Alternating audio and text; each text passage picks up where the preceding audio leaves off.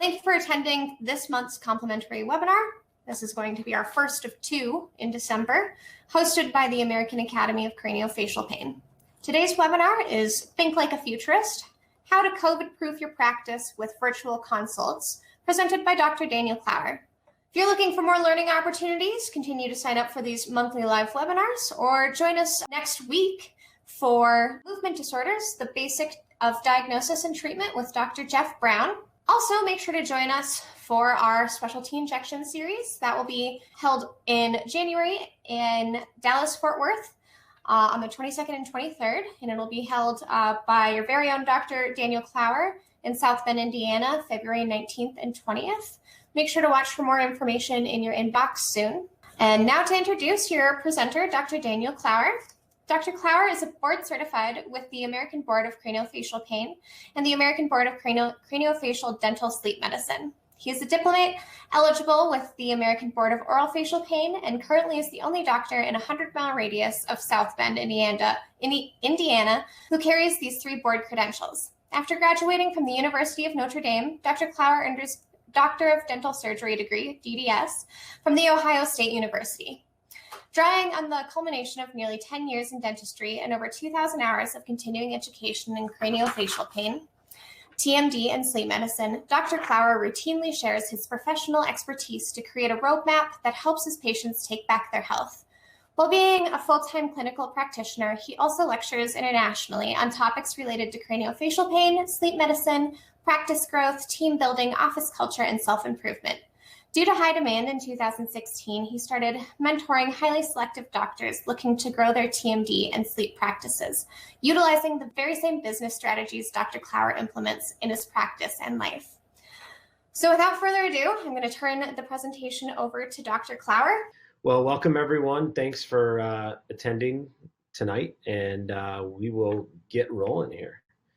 So if you want slides, info, and more, I know it will be sent to you. You can also text Klauer to 21000, and that'll send you a link from my office, and we can get you the slides and any information that I mention or promise. My team will listen to this and add to that based on questions and stuff. So a little bit about me. So married to my wife, Haley. We have 4 kids and met over at Ohio State. And those are our 4 kiddos. And we do have one more on the way in April. So that'll be, lucky number 5. And we'll have 5 kids, 8 and under. So kind of exciting and crazy at the same time. But I did want to go ahead and address the elephant in the room. When people hear they got 5 kids, they usually ask, am I Mormon or am I Catholic? So I'll just tell you I'm Catholic. And that way you don't have to wonder that question because I usually get it. Disclosures. So I do have a consulting company that JC alluded to that helps with practices looking to grow TMJ and sleep. I am a consultant for dental imaging technologies that are associated with Cable Kerr, and we'll do some lectures for them. And I am not receiving an honorarium for this or anything that I do with the AACP. And these are my thoughts and opinions that I'm sharing with you today and hope you find them beneficial. So the objectives today, as you guys got in the email, just wanted to review as we start. We're going to go over a new patient consultation, kind of the process we utilize and how it works, and review of the different virtual platforms out there, understand the strategies and workflows to embrace this, how to best present the offer for an in-person or a virtual appointment, and look at some actual calculations and questions to determine how to best utilize it and how it can work. So my practice is 100% fee for service. We do have a courtesy billing service. So we collect payment from the patient in full upfront or in 50% down, 50% at the start, and courtesy bill their medical insurance. And kind of the mantra we utilize, discuss, and say with our patients is cost is only an issue in the absence of value. So each step of the way, we're really, really trying hard to impart the value that we know we all have in treating these patients, and all of you wouldn't be here attending if you didn't feel what you were offering was tremendous. And I have myself, a nurse practitioner, a myofunctional therapist, 5 clinical assistants, and then administration and development team, headaches, undiagnosed pain in the head and neck, etc. So these are the things that we treat in our practice. All right, so we'll start with the new patient. So new patient calls in, wants an appointment, and this is the spreadsheet or the list that my team fills out right from the start so that we know what's up. So Catherine, Katie called the office. She was referred to us by Dr. Griffin in Hartford, Michigan, about an hour and 10 minutes away from us. What motivated her call? She's had TMJ for a long time. Her right locked jaw can't hardly open to brush, back of teeth without pain, been doing YouTube exercises and on Flexeril. So she gave us our email. And the other thing, we get the new patient paperwork. And so I'll go over this quickly with you because you'll see the video. She has jaw joint locking, jaw joint noises, limited ability to open, pain when chewing, and she wants the ability to open her mouth without pain on the right jaw joint. She takes Prozac, hydrochlorothiazide, and then she reports neck pain, upper back pain. And she felt this all started September 1st, 2020. So that's when she felt this all kind of came to life. So some key points as we get started with this. If the patient doesn't have the paperwork in the office within 24 hours, cancel the appointment. That kind of shows that the patient doesn't value the free consultation. So if they don't do the legwork to fill out the paperwork and send it in for a free appointment, then don't waste your time with that. Secondly, encourage a family member to be present or on the phone or next to them. That's always a huge and tremendously helpful for the consultation part of it. And then you must pre-educate. So you want to send them some information about what you'll be discussing and what they can kind of come to expect in the appointment. We have kind of a series of things that we send to the patients regarding that. And you want to know the availability in your schedule so that as you talk to them based on the sense of urgency, you'll know what you have available coming up in terms of getting new patients in and how quickly you can get them into the office. So during this presentation, as you guys see it, you can populate questions in the chat box. And there's a doctor observing me in the practice, which is a great opportunity for practice building. So a referral doctor was here earlier for the presentation, and we went ahead and recorded it earlier just for ease to make things as smooth as possible.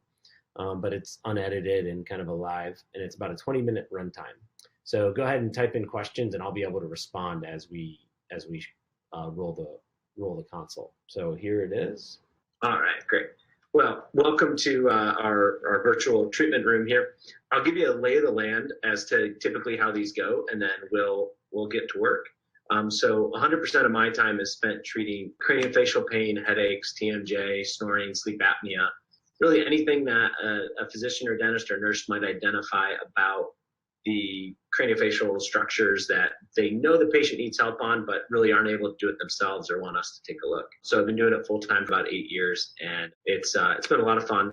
Get to help a lot of people, and almost all my patients come from physicians, dentists, or nurses that refer us in. So I have your chart, your paperwork in front of me. I have your chart up here, so if you see me type in, I'll be typing notes about you. Okay. And then if I want to show some diagrams, I can flip the screen and kind of point to some structures so that you and I are kind of communicating on the same page. Great, thanks. So with that, typically I like to know what you did before you retired, and then we'll kind of jump into what led to Dr. Griffin sending you here, and we'll see what we can do for you. Okay, so I retired, it was about a year and a half ago, and I had my own business along with a partner called Summit Tree Sales. Okay. And we brokered fruit trees through nurseries from mostly the West Coast, and sold to growers, commercial growers. Oh, cool. Well, sounds like you're doing something good for the environment. So that's good. That's good. So I read your notes and everything, but kind of in your words, why don't you kind of give me a rundown as to what brought you in, and we'll go from there. Well, I had started getting a click in my right jaw, and I believe it was in the first part of October. This is November, yeah. So it was still I went to see Dr. Griffin with my bite plate.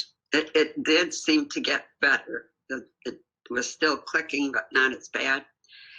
And so I went back to him, and the click went away, but the jaw locked.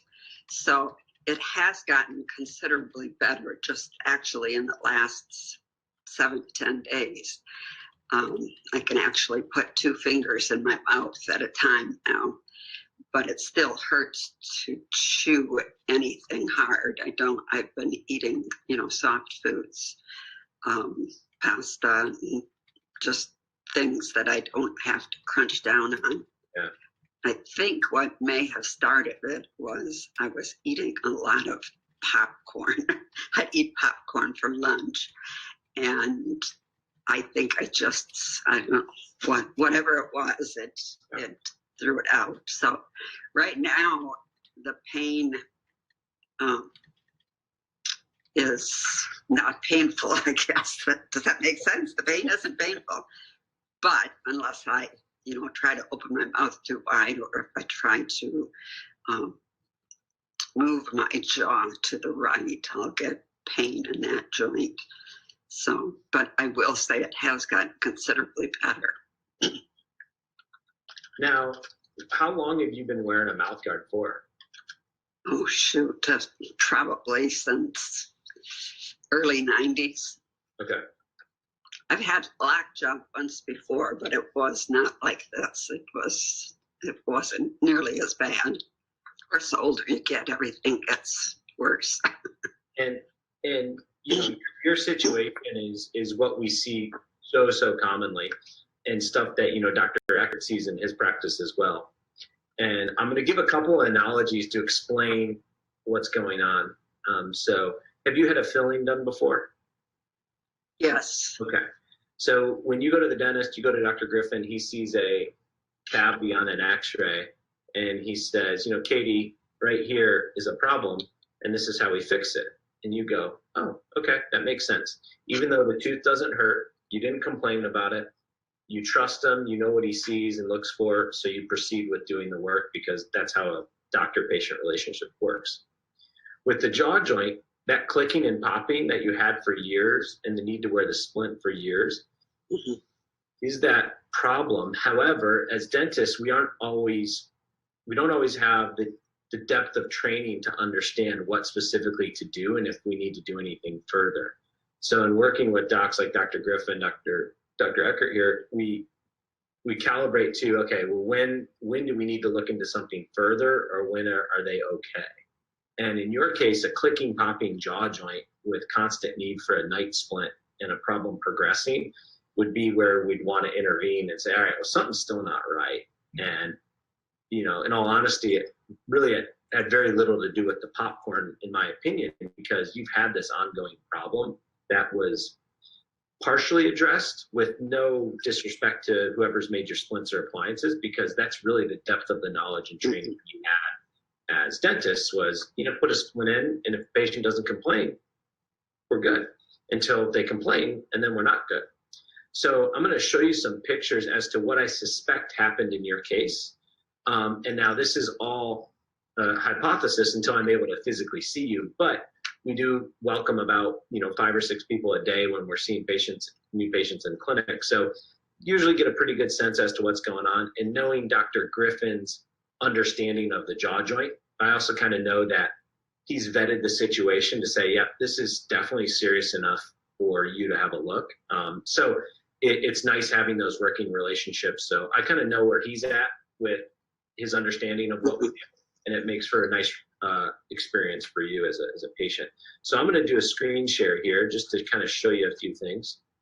And you should be able to see my screen, correct? You should see some cartoon pictures. Right. Okay. So right here, I'm going to highlight the screen. This is normal. Here's your lower jaw, upper jaw, and there's cartilage in between. In your case, what's happened, Katie, is the cartilage slipped out of place, so it's dislocated. So I see.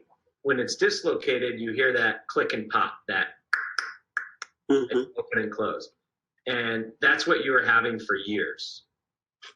But what's recently happened, again, I suspect, is the cartilage is now stuck out of place. And that's why you could only open 2 fingers with.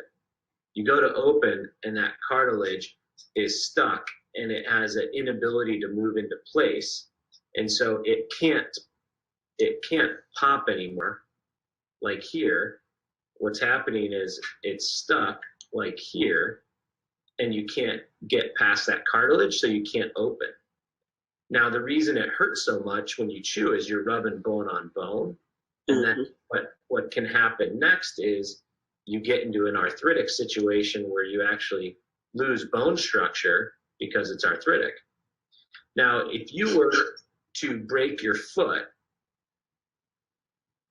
and lay on a couch, the foot might not hurt, but the moment you put pressure on it, it hurts. And so that's kind of the situation you're in. You say, oh, the pain's better, but the moment I use it, it hurts more. It's just because you're guarding it. So it's still problematic. So go ahead and open for me. Yeah, so what we can tell is it's stuck on that right side because when you open it, it veers off to the right.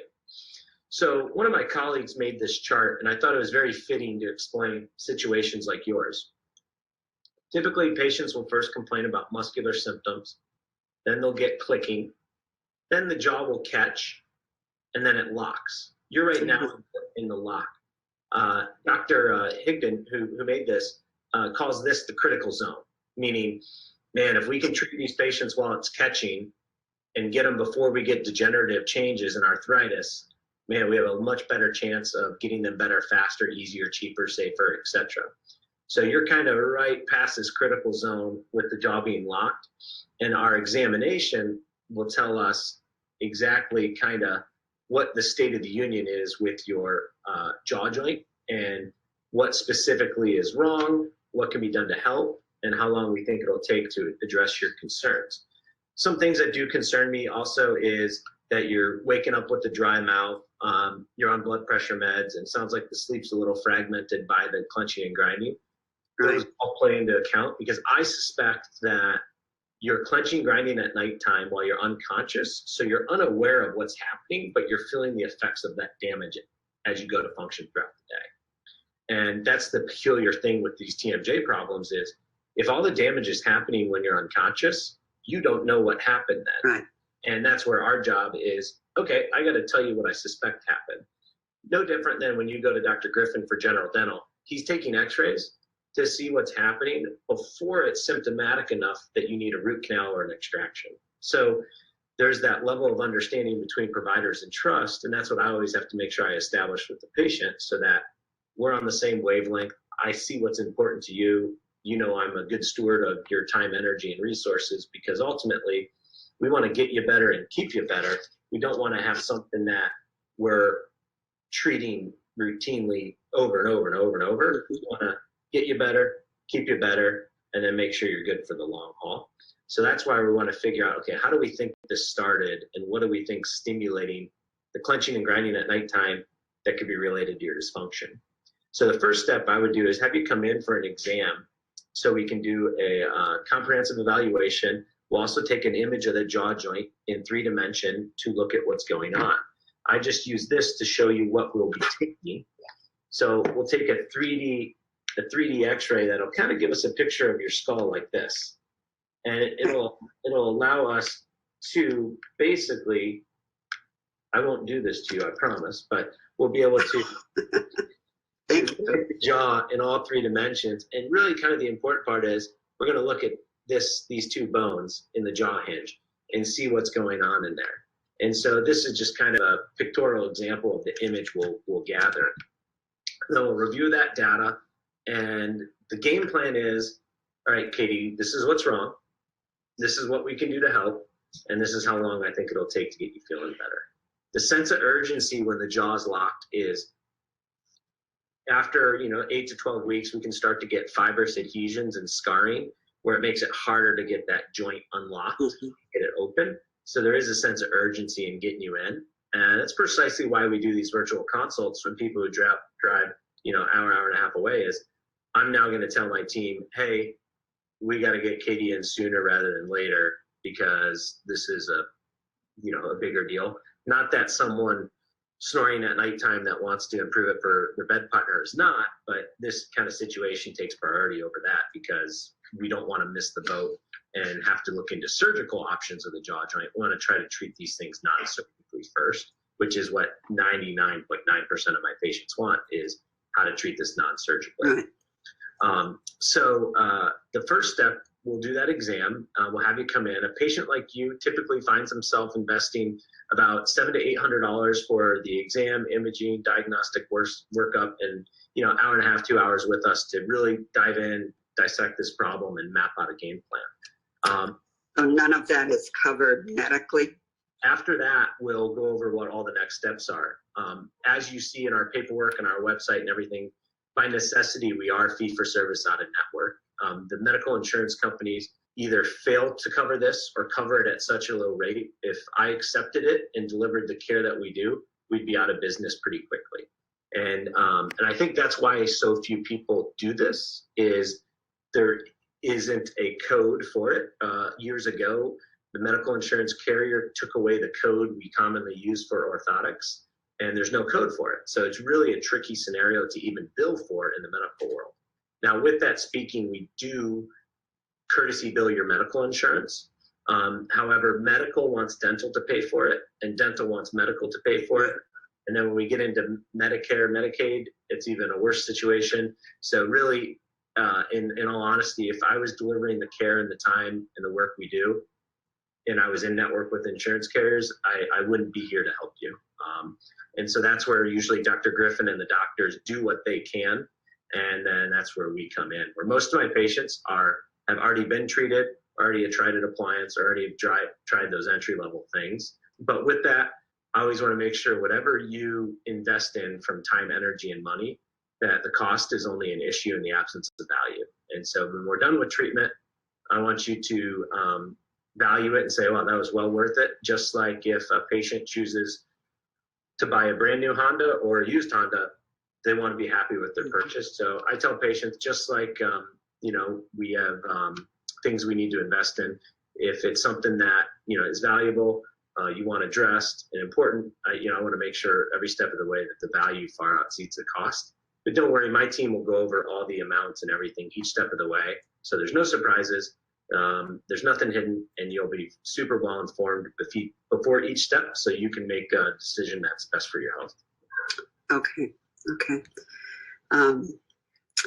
Yeah, I have Blue Cross Blue Shield as a dental insurance, and then I also have Cigna for a medical supplement, which is really a good insurance, but I don't know if they'll cover any of it. And honestly, in my experience, they typically don't, and it's very frustrating. Dr. Eckert can relate. It's the nature of the beast, and we're a very small player in the medical insurance world, so I don't have lobbyists hired in hospital systems fighting and arguing for me to price match all that stuff. But the reality is we'll document everything so we can submit it to your insurance carrier, each step of the way. As needed, but I don't want insurance dictating what you need. I want you dictating what you need. So my job as a doctor is to tell you what the diagnosis is, and then you decide what treatment modality you want based on the options. Because if medical insurance says, yeah, we'll cover surgery, but nothing else, it's kind of like, what? That doesn't make sense. Or we'll cover drugs, but only drugs. And it's like, well, that doesn't make sense either. That's not what Katie wants.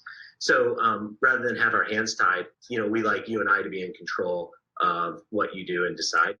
Don't worry, my team's experts in this. We successfully treat 40 to 80 patients a month with this, so we're very well versed with how to make sure you're comfortable and you understand and you get what you want out of it. And I don't think we'd be here 8 years later if the value didn't far exceed the cost in the modalities we provide for patients. So with that, let me introduce you to Jillian on my team. She'll get you scheduled for the examination, and then we'll kind of hit the ground running and go from there. Okay, sounds good. All right. Well, hang tight. I'm going to walk you over to Jillian's office, so you'll get a little virtual tour of our office. Okay. All right. So here's Jillian. Hi, Jillian. So Katie's referred to us by Dr. Griffin up in Hartford. She's had a bite splint since the 90s.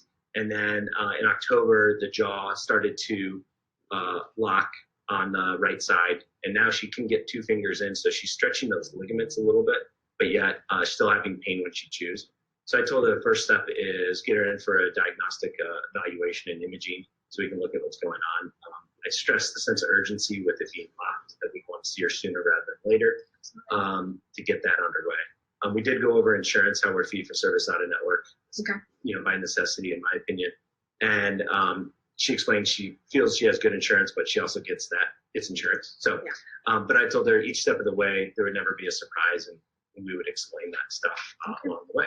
So I'll let Jillian take over from here, Katie. She'll get you scheduled, and then we'll hit the ground running when we see you next week, and we'll go from there. Okay. All Great. right. Thank you. Nice to meet you. Nice to meet you too. So what happened next? So after that, Jillian scheduled with Katie for this coming week for a 2.5 hour eval with time to start treatment. And we'll have her in the schedule anticipating her to start because she now understands what's all at stake and how our office operates.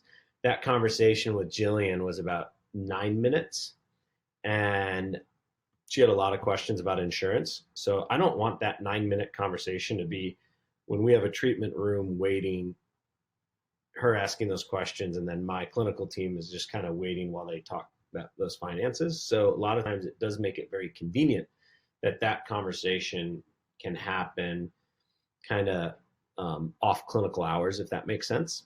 And so right there, that took about 18 minutes of my time. I'd say usually they're anywhere between 9 and 20 minutes in that range. And then after that, what I look at is $50 of collections were lost. That's what we charge right now for our in-person consultations. About $100 of overhead was saved in that I didn't have a clinical assistant setting up a room and occupying chair time in our office. And I'll show you kind of a breakdown of how that works in our office here in a second. And if she cancels, 20 minutes of my time was wasted, or lost, I should say, not wasted, and 3.5 hours of clinic time was saved. So if I schedule a new patient, I'm scheduling enough time to consult, exam, discuss insurance, discuss money, and get their case started that day or reschedule them back. And today we had a great example of that, which I'm going to show you our schedule today, where a new patient canceled, and we tried to fill it. We've tinkered around with collecting a deposit to hold the appointment with us and such, and so we're always kind of looking for ways to improve and modify along the way. And then you have a happy patient either way. So let's say Katie's frustrated we don't take insurance, and she's like, I'm not going to see anybody that doesn't take insurance. I'm out of here. Well, what's she upset about? I didn't charge her. I gave her good information. She understands more about what was going on than ever before. And she made a decision that she doesn't value it. In my opinion, that's a win-win-win. Didn't bog down our schedule. We didn't have a confrontational conversation about a waste of $50 or something like that. And so she's happy. She's not going to speak ill of our practice. And if she does, she's going to say, wow, they don't take insurance. And I actually want people to know that I don't take insurance. I don't want to do a bait and switch of get them in the door and then have them find out. I kind of want it plastered on my front door. We do not take insurance. So one great transition sentence that you heard me say here, and I use virtually every single new patient, is, as you know, read, saw, been told, etc. So every patient, when they get sent our paperwork, it says in big, we are fee for service, out of network. We don't take insurance. We courtesy bill. That way they can never pin me against my team, against someone else, and claim what you all have heard. Oh, I didn't know you didn't take insurance. And that's a way for them to either try to get a deal, try to scoot around something, or really just not be honest. And patients will often say, oh, I have great insurance. And they really know they don't. And I think it's more of they feel a worth that they paid for it, that it should be good. They want it to be good. And so, we'll hear that a lot. But if you kind of hold them accountable by saying, as you read, as you signed, as you know, we are fee for service, they can't scoot around that. So I think it's a great transition sentence. So you're not hiding anything. You're throwing it out there from the start. And it's really not up for debate or conversation. I'm happy to discuss it, but really I don't want to waste clinical time with them doing that. So then we look at, I'll often look at the reviews of my practice, and any single negative review I have is about money. This patient here that were deceptive and his treatment plan was $7,000 and my initial visit would cost $40, but I left with a bill for more than $1,000. That woman signed papers and we sent them to her, each step knowing what she did. But that's fine. My negative reviews all about money kind of show what my fees are. So if someone reads them and they don't want to come in, that's fine. Doesn't bother me. I want to have open, honest, transparent communication and be really proud about what we do and the service we provide in our office. And so that's why on our website, you'll see right here, it is posted up there that we're not a participating provider. And then we even have terms, definitions, worksheets for the patient so they can better understand their insurance. Even if in-network medical insurance, most don't cover TMJ. Yes, that's correct. And that's what we commonly see, is that most of them don't cover it. So that's why it really is a moot point often. Also, a lot of people's deductibles now are $7,000, so $5,000. So there again, it's a moot point. So now onto the workflow. So in our practice, we have a kind of a Bible, if you will, of what we call proven processes or core processes. So if you go to our new patient experience part, this is a workflow for new hires. It's different for sleep apnea. Sometimes, Doc, some insurances have good DME coverage, but others don't. And so we just choose to not be an in-network provider, so we're not kind of tied to what appliance we need to use for the patient. So in here, we have our process for the new patient video consultation and those virtual consultations, and I'll walk you through that. So I do want to give kudos to Dr. Aaron Vickers, a colleague of mine. He's an oral surgeon, dual degree in Texas. And we were talking in a mastermind group, and he does 2 types of implant consults. One with him that you have to prepay for, or one with his implant coordinator that's free that come into his practice. So his implant conversation is, great, you're interested in implants? There's 2 pathways into our practice. One, you can meet with Dr. Vickers for $250. He'll take a cone beam and he'll look at your implant candidacy. Or you can meet with our implant coordinator for free just to understand a little bit more. He said 90% of the time they schedule with him and pay the $250. They rarely want to meet without the doctor, but he's giving them an option. It's also known as the dual alternative close. We use it with our kids all the time, right? Do you want an orange or an apple? And they'll say, no, I want chocolate. But you try to give them 2 options to choose from.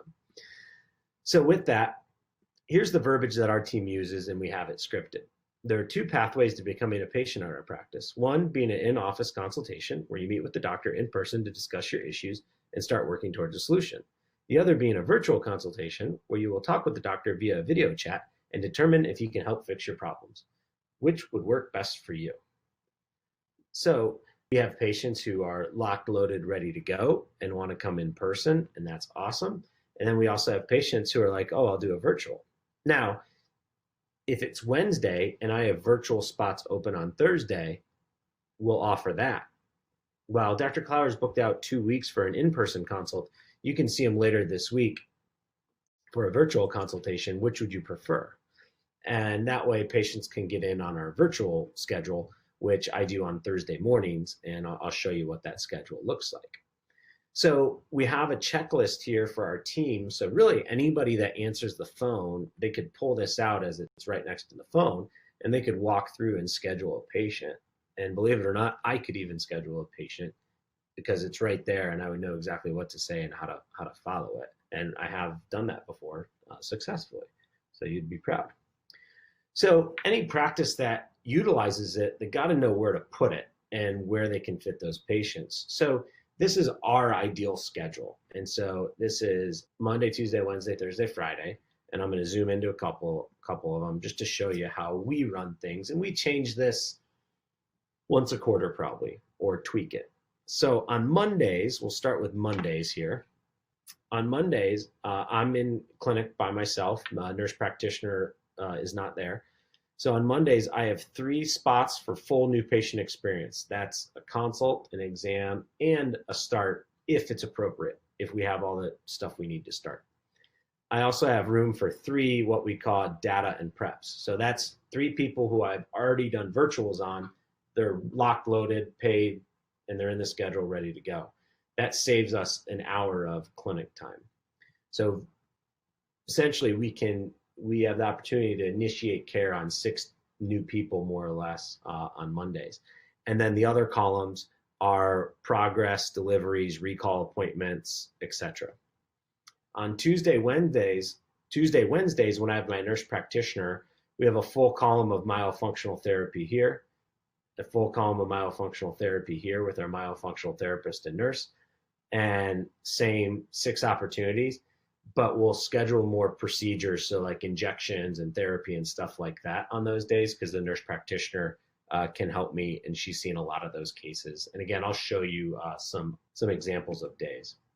On Thursday, Friday, when I'm not in, the nurse practitioner and our myofunctional therapist will see basically a schedule 8 to 3 of myofunctional therapy new patients as referrals from the orthodontists and stuff like that. And then one assistant is doing all phone check-ins.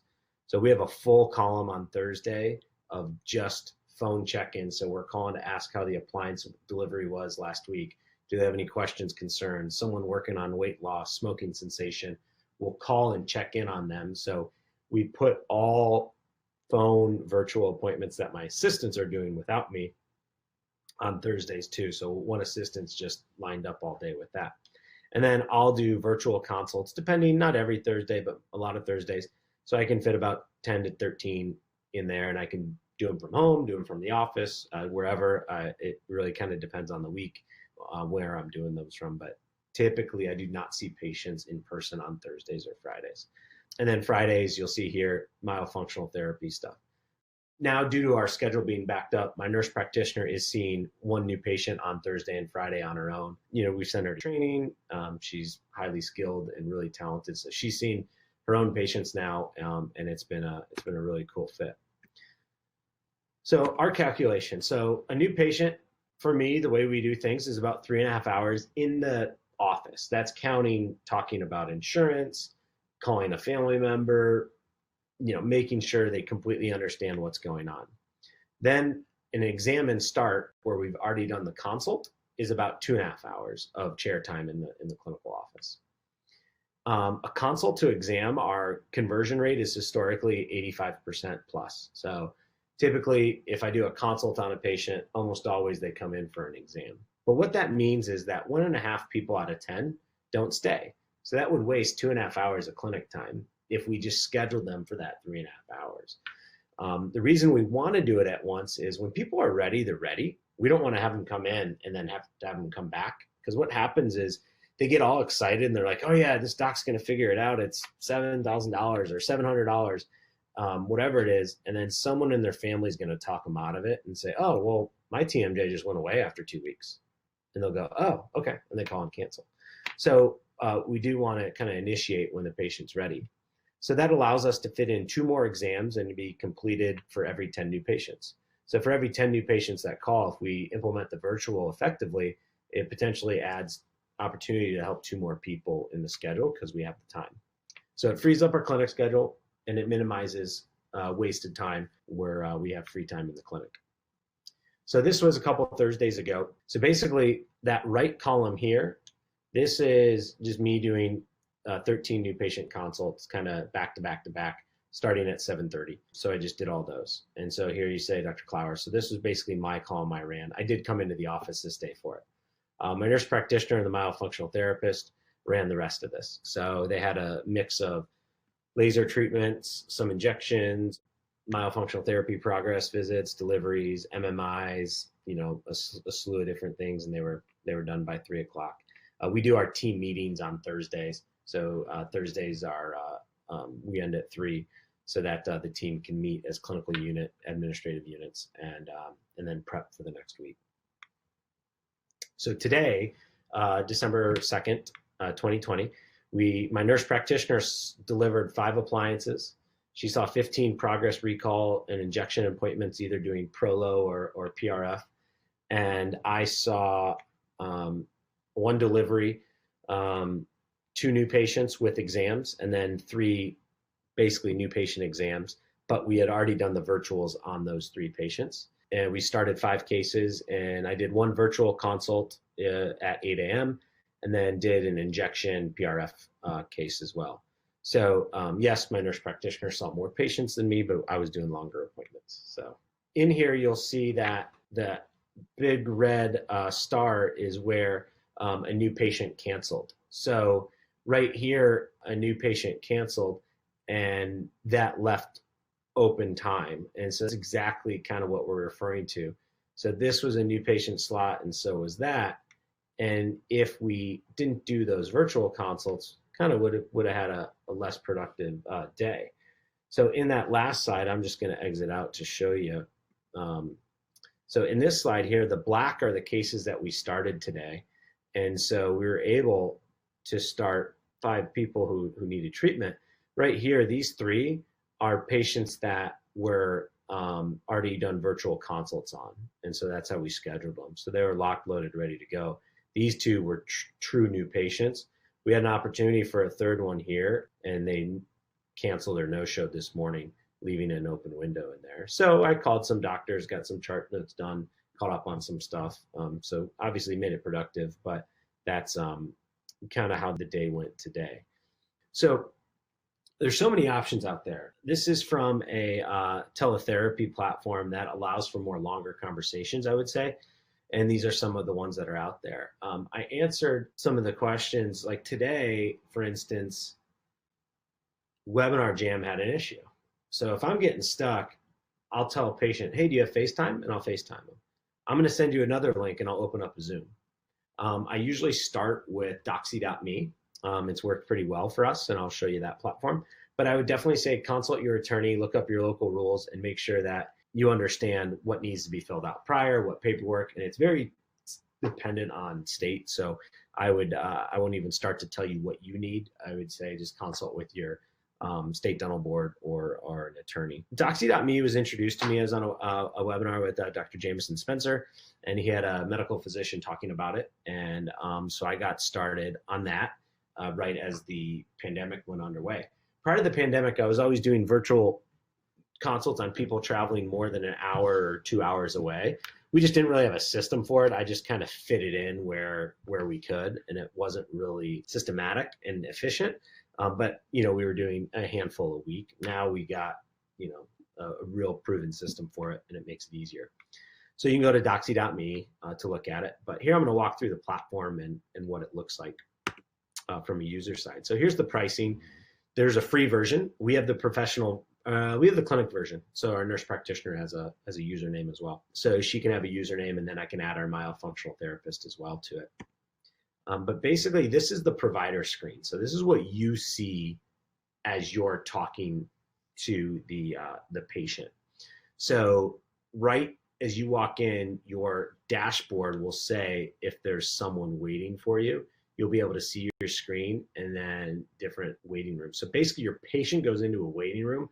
You see that they're in the queue, and then you can let them in. So I can type in their phone number. My team has already done all of this, but let's say their phone's not working. My husband wants to chime in. Great, I can text his cell phone number, and I can let 2 people into the room, and we can all be talking there together. So now the patient sees this. They get a text message. It says, hello, this is Dr. Klauer. Join me for a secure video meeting. So my team sends that out. Welcome, please type in your name, Jeremy, Daniel, whatever, and they check in. And then it says, welcome to our virtual waiting room. You can have a video playing for them about TMJ, about your practice, whatever you want, while they're waiting in the waiting room. And then I admit them into the waiting room, and I see this. I see my patient here. I see myself in the corner, and I can do screenshots. I can add more people in. I can do a screen share. The reason I did the consult you guys saw on Zoom was so I had the ability to record it. And then the patient sees this. So if they're on an iPhone, they see me, the doctor. They see themselves in the corner. They can flip it around, do it on a laptop, whatever, they'll be able to observe what's going on. This is kind of how I have it set up typically. I have a nicer background now, but basically that would be my computer right here where I'm talking to the patient, and then I have their chart, any imaging or anything I want to reference, and I can take notes to it. So I usually have it on 2 computers, either using an iPad or my laptop.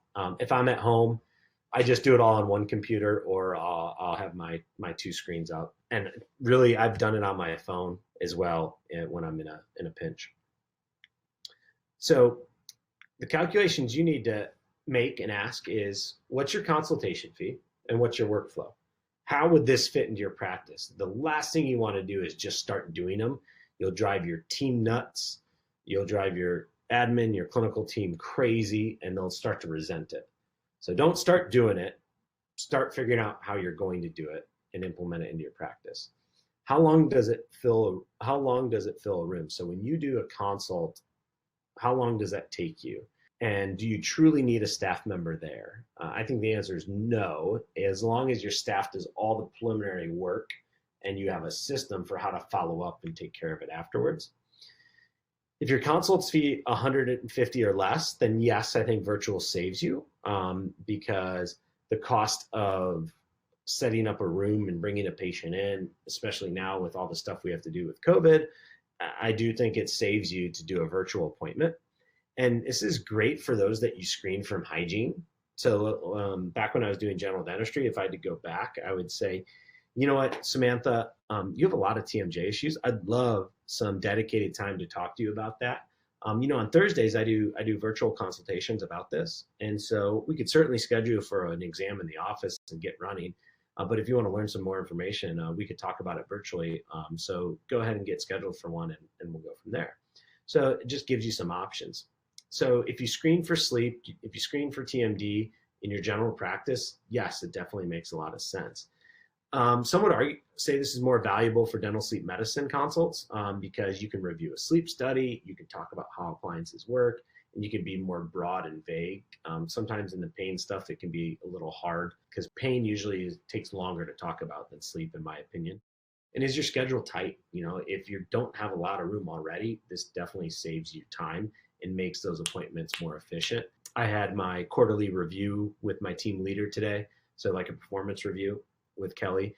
And I asked Kelly what's going best. And she says, oh my God, I love doing exams on people you've already done virtual consults on. They're faster, they're easier, they're ready to go, and they always say yes. And that's kind of what we're hoping to do. As we're booked out, weeks for a new patient exam, I want to have the people who are ready to go coming into our schedule. And the question I would ask you, do you do hygiene chairside implant case presentations? No, we don't say, oh, you need 3 implants, $9,000, here you go. But yet in TMD and sleep, we'll often say, oh, you need treatment, you need appliances, and we'll verbal vomit and throw a ton of information at them at the side of the hygiene chair. And they just look at you like, I'm going to go think about it. And what that means is I have no idea what you just tried to throw at me. I'm walking away. So we don't want to rush the process. And you want to build value from the start. So you want to build the value so the patients appreciate your expertise, your training, and everything right out of the gates. And you want to build that right from the start. So the pros to virtual, and then we'll wrap up with some questions. It's so nice to chat face-to-face someone without a mask on. Oh my God, it's great. You actually feel like you know them before they come in. My opening joke now, when I see someone after a virtual, I said, oh my God, Samantha, it's so nice to meet you in person. And they said, oh yeah, great. And I said, I kind of feel like this is like online dating. We met online and now we're actually here for the big day. And they laugh and I just say, yeah, I know you probably thought I was a lot taller, didn't you? And they always get a good laugh, and that's my transition into talking clinical. And my assistant's probably so sick of hearing that joke, but usually gets a laugh out of them. It allows us to pre-educate the patient first. So they get to know a little bit about our personality, how we think, what our smile looks like, what our office looks like, what my team's like. And so it really gives them, it's like their second visit in the office. And the saying is you need 7 touch points before someone buys anything. And that's true. Pay it forward, the law of reciprocity. So I'm giving my time for free to help someone, knowing that Yeah, it makes stuff more efficient, but if they don't move forward, I hope they left with some more wisdom about their problem and are a step closer to getting better. I feel like nothing we recommend is optional. Anything I recommend is essential. We don't recommend things that are optional. And that's kind of the nice part about what we do. Opportunities for virtual follow-ups, progress visits, etc. So there's a lot of opportunities to use it. And I'm going to go through that in a little more detail. And you can do it from anywhere. So let's say you have to close because you get COVID. Great. Tell your team, line up all virtual appointments, progress checks, sleep study reviews, and get that stuff done so that when you come back, you can do all productive visits. So if you have this set up and you have to close for 2 weeks, well, heck, you can still make it super productive and just have your schedule really, really efficient when you come back. So here are the appointment types you can do virtual: new patient consultations, post-appliance delivery checks. So, have an appointment in 1 week. Hey, Tammy, how's it going? How's it feeling? Do you have any issues? Do you have any problems? And you can really go through a lot of that. You can do a diagnostic sleep study review. So if you send a patient out for a sleep test, you can have those results back and go over it with them. You can do a titration sleep study review. So you sent them home with a Medivite or a HST, and you want to find out how it went. You can go over those results with them. You can do a post-injection follow-up. So if you do an injection on a patient and you want to check in to see how they're doing, but don't need to see them in person. Post-unlocking follow-up to verify range of motion. You can send them home with a range of motion scale or just watch them open and close, and you can check to make sure they're still unlocked and that they're doing well without having to bring them into the office. And myofunctional therapy. We do a lot of myofunctional therapy virtual, usually alternate every other appointment and really depending on the patient, but we'll do myofunctional therapy on virtual. And then progress evaluations, just people that are in treatment that, yeah, you want to see them every time, but sometimes they come in and everything's going so well. You just have to talk about some dietary things. Did you go see the ENT? Did you do physical therapy? And so there's a lot you can do now with these virtual appointments, and patients love it, and it works pretty smooth. As we get to questions, I just want to make sure, we covered the objectives. I went over a new patient consultation. You got to see it. We reviewed the virtual platforms out there. There's more, don't get me wrong, but it gives you an idea of what to look for. You saw some strategies and workflows and how to embrace it, how to best present the offer for in-person or virtual. I think the verbiage of there's 2 pathways into the practice. You can meet with Dr. Klauer virtually or in person, in which you guys will have the script for that.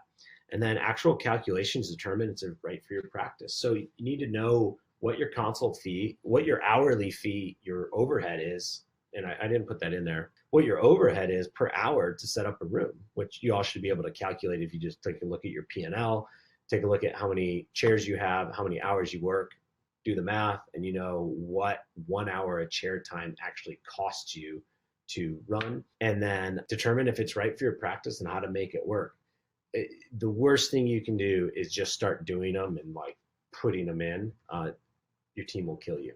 What I do if I need to get a virtual consult in and I don't have time, my team will say, hey, Wednesday between 1 and 5, Dr. Klauer is going to call you to do a virtual consult.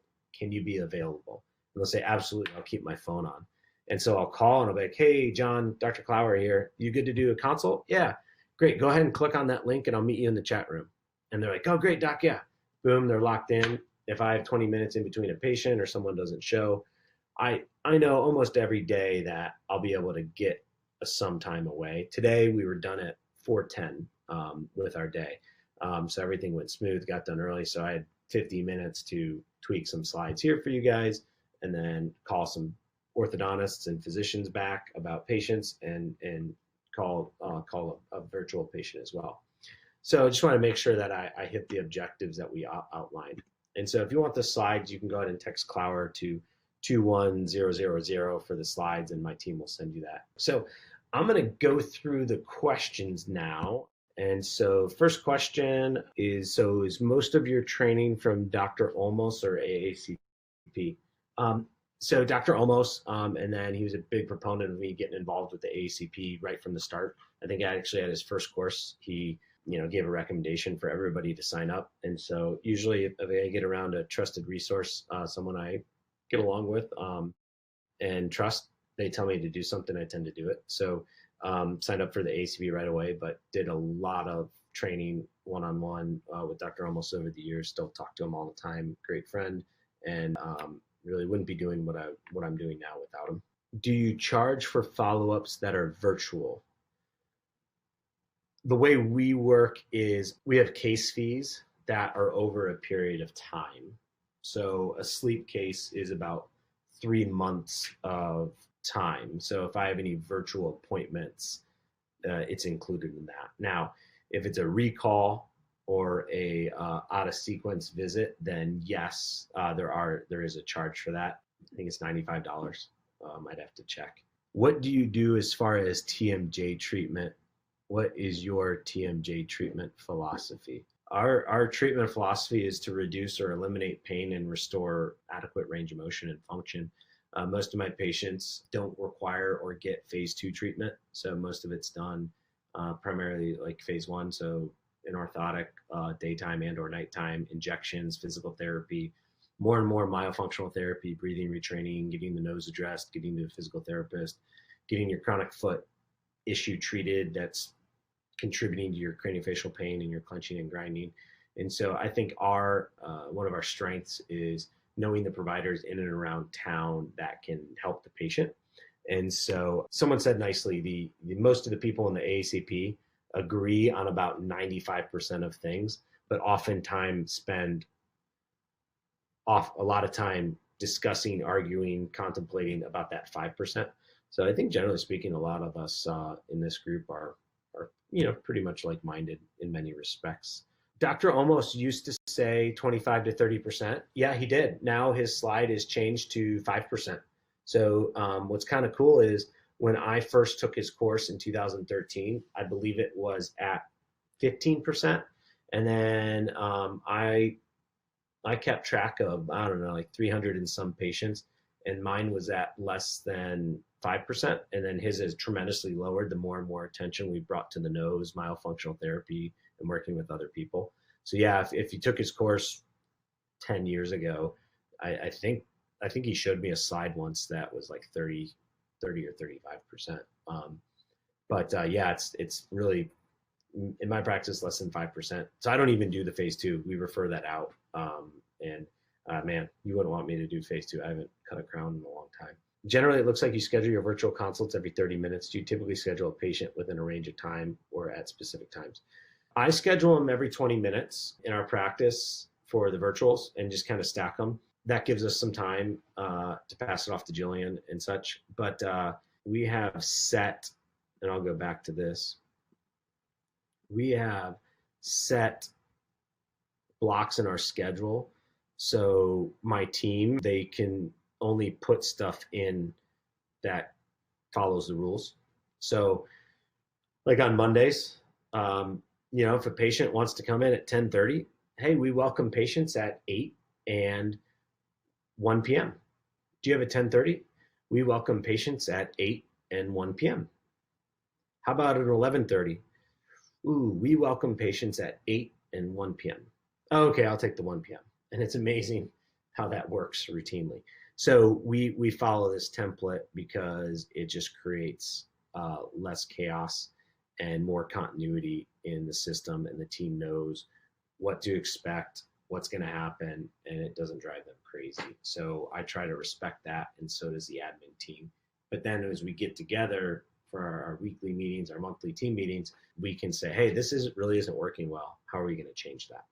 So, it is a little bit fluid, but anytime you make a schedule change, you got to realize it takes about a month and a half for that to even take effect. Because if you already have people scheduled out 6 to 8 weeks, when you make a change, it takes a while to take effect. What percentage of patients come to you after having treatment from a Pankey philosophy or neuromuscular philosophy? A lot. I mean, almost every patient I see has been treated or tried to be treated or seen someone else before, or has done over-the-counter guard, or their dentist has treated them, which I actually kind of prefer. And I tell them, I go, hey, look, I have the luxury of now knowing what didn't help and what didn't work. So today in our appointment, if I don't tell you something dramatically different than you've already heard, I would be worried. And I usually know I'm going to because I kind of hear what they tried and did, or their mouth's hanging open. They report a bunch of nasal congestion. No one's ever talked to them about their nose or their sleep and things like that. So pretty quickly in a virtual consult, I can kind of gauge, if we'll be able to help them or not. Thanks for the opportunity to share some of this insight with you guys.